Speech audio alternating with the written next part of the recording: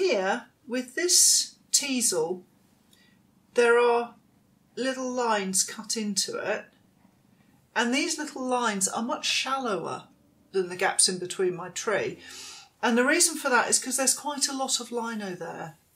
So that lino is acting as a sort of a bridge. When you print, it's going to hold the paper up, and you can have your cuts a lot shallower. So if you've got fine cuts, like in here as well, you don't have to go so deep. It's when you've got larger areas that you need to go deep. Now, I drew you some diagrams, which Mr. B is just going to pass me. There are two, thank you. If I could have the other one as well. Thank you. So I have these great diagrams. So imagine we've just cut a cross section through the lino, and here at the top, this is a clean cut. Now, when I print my work, I like the lino that I've cut away not to print. So I'm very concerned to clean the lino right away so that only the bit that's left standing will print, and my lino prints are very clean as a result. The other way that you can work with lino, and some people are really brilliant at this, is not to cut clean where you dig away very carefully and level everything. It's to use maybe a U-shaped gouge to clean, and ending up with ridges in the cleaned out spaces that will also catch the ink. I call this chatter, and it's a very lively way of printing. So don't feel that my way of cutting is the way you have to cut. It's just a way of cutting. So that explains that. However, there are a couple of things to bear in mind that aren't so great. So to go back to my very fine branches, when I'm cleaning out around the branches, I have to be very careful, because if you make an initial cut like so, so you imagine that's my initial cut there, that little V there, when you clean out around it, you have to be very careful to make sure you get right up to the cut line, because what can happen is that you have your cleaned out area can be absolutely fine, and then you have like this little tiny bit of residue close up to the bit that's going to print, and that tiny little edge will also pick up ink, and then your print will look clumsier because you've got your area you do want to print and then these kind of little additional bits. So always, if you want to print clean and not chatter, always be really diligent about making sure that you clean out right up to the very edge of the area that you want to print.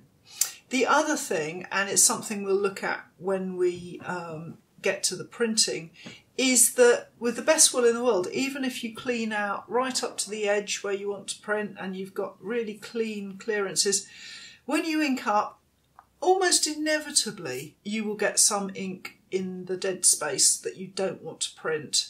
It's just one of those things, and there are various ways of dealing with that that we'll address later on in the print. So if you're new to this and you're having trouble keeping large areas clean, it is tricky, and there are ways of dealing with that. So back to the lino cut.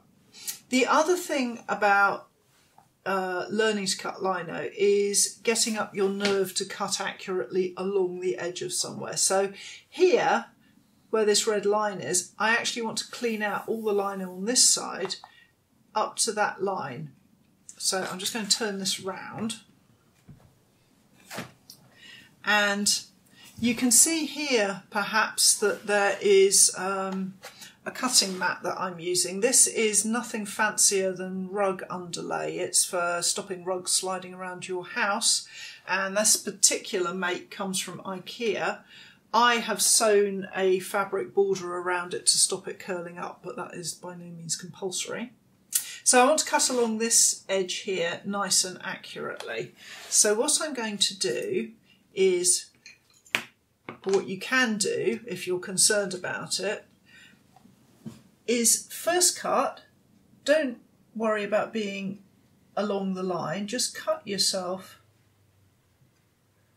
along close to the line and make yourself a nice trench near to the line. And then we can go back to that thing that I was saying about using the edge of the tool, and then you can just take your time to ooch your way up to the edge. That's a very technical term, but and it just slows things down and makes it easier to do. So you can see, and this is using the edge of the tool. Now, after you've been doing it for a while, like everything, you become more skilled and you can just run the knife along, run the tool, sorry, along the edge of the line, and you'll be absolutely fine. But if it throws you, then just do it in stages with the edge of the tool. So the other thing that I wanted to show you with cutting is clearing out a large space. Now, as I said, I have got this very, very delicate paper, which is, it's going to be all too easy to push it down with the press onto the lino, and I don't want it embossing, let alone picking up any ink. So I want this to be very, very smooth. So when I'm clearing out a large space, I'm going to use a bigger tool. So here I've got a bigger scoop, and you can see here this little bit, I've left this to show you. So initially I will start cutting through the lino, and you can see it's leaving ridges that are the higher than here. So having cut those ridges, I would go back in and do a second cut. So again, it's all about, you don't have to go as deep as you need immediately. Take your time, do it in stages. Get down there taking your time, and you can see I'm just getting lower down, and then I've still got ridges here. Now I could carry on with that tool, but you can use a chisel, and here I've got a really rather lovely Japanese chisel, but you don't have to have a Japanese chisel. Ordinary chisel will do the job, and just run it along, and you can see it's just going to take out those ridges. Always pay attention if you're clearing out up to the edge of the lino to make sure that you really do get that edge nice and low, because it's very easy to forget and to have like a little high ridge along the edge. Now, if you watched my previous film about preparing lino, one of the things that I talked about was the hessian or burlap backing can get a bit fibrous. So as I've been working, you can see here's a bit that I need to trim off before I do any printing. And also here I've gone a bit low, and again I've hit that hessian and the little hairy bits will come up. So I need to be careful to trim any hairs that are coming out of that hole. So this chisel also, you can, sometimes when I've got a great big area to clean out, what I'll do is I'll use a scoopy chisel to make a whole row of initial cuts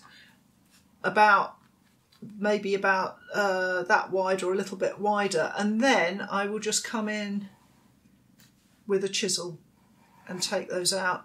And again, that's really good for getting a nice flat area. The flatter you can get the dead space, the less likely you are to have little ridges that pick up and create chatter, and the less likely you are to get any kind of embossing marks on your lino.